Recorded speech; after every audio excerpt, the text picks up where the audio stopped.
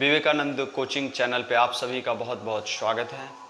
चलिए, आज का जो हम सब्जेक्ट लेकर आए हैं इंग्लिश, और ये 12th के इंग्लिश के 100 मार्क्स के जो बच्चे रखते हैं उसके लिए सबसे ज़्यादा लाभदायक ये वीडियोज़ होंगे, ठीक ना। इसमें जो ये टॉपिक का नाम, जो चैप्टर का जो नाम है वो है फायर हिमन, ठीक ना। अबाउट सबसे पहले हम ऑथर के बारे में देखेंगे, ठीक ना।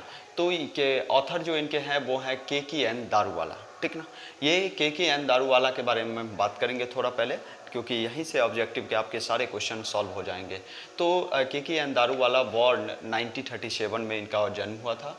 Is a major Indian poet, कवि, एक इंडियन पोइट थे एंड शॉर्ट स्टोरी राइटर, और इंग्लिश लैंग्वेज के एक शॉर्ट स्टोरी राइटर भी थे, ठीक ना। और साथ साथ ये इंडियन पोइट भी थे, तो ये दोनों चीज़ें नोट रखेंगे, ठीक ना। He is also an Indian police service, यानी आईपीएस ऑफिसर भी थे, ठीक ना। इसके बाद ही was awarded the Sahitya Akademi award in 1984 for his poetry collection. इनको जो है अवार्डेड किया गया था, साहित्य अकादमी अवार्ड किया गया था 1984 में, ठीक ना, फॉर हिज पोइट्री कलेक्शन के लिए इन्हें 1948 में जो है वो क्या दिया गया था, तो साहित्य अकादमी पुरस्कार से पुरस्कृत किया गया था। He was awarded Padmashri, Padmashri से भी इनको पुरस्कृत किया गया था। The 4th highest civilian award in India के लिए जो है वो 4थे नंबर के सबसे बड़े पुरस्कार होता है, तो उनसे भी इनको 2014 में पुरस्कृत किया गया था। तो चलिए, दो चीज़ें याद रखेंगे, साहित्य अकादमी और पद्मश्री, दोनों चीज़ें इनको मिला, ये 2014 में, ये इनको 1984 में, दोनों चीज़ याद रखेंगे। इनके फेमस वर्क्स हैं, उनके बारे में देख लेते हैं।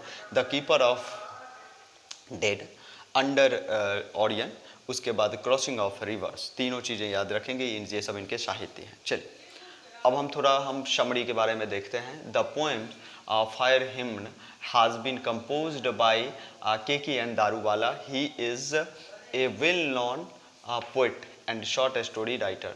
के.की.एन. दारूवाला जो है वह वेल नॉन थे, मतलब जानकार थे पोइट में, ठीक ना। उसके बाद शॉर्ट स्टोरी राइटर भी था। In this poems, the poems describes a Ghat where dead body is went। वैसे घाट के उन्होंने जो है वह वर्णन किया है, एक जहाँ पे क्या किया जाता है, बॉडी को ले जाया जाता है, ठीक ना। शमशान घाट का उन्होंने डिस्क्राइब किया है। One day the poet is wandering with his father nearby a burning heart. He sees the red hot embers still glowing many hours after a dead body has been cremated।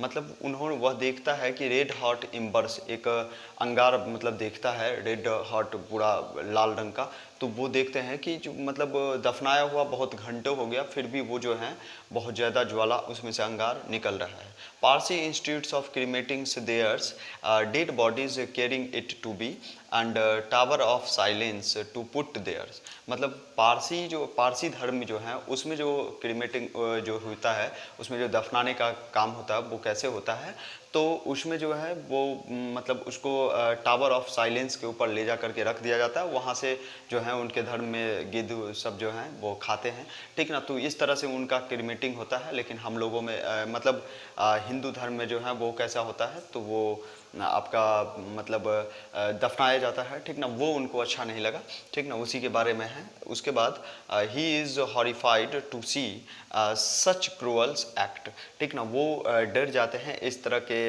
मतलब निर्दयी act को लेकर के, देख करके। The poet once 20 years back had consigned his first child to the flames because the tower of silence was far away from his residence।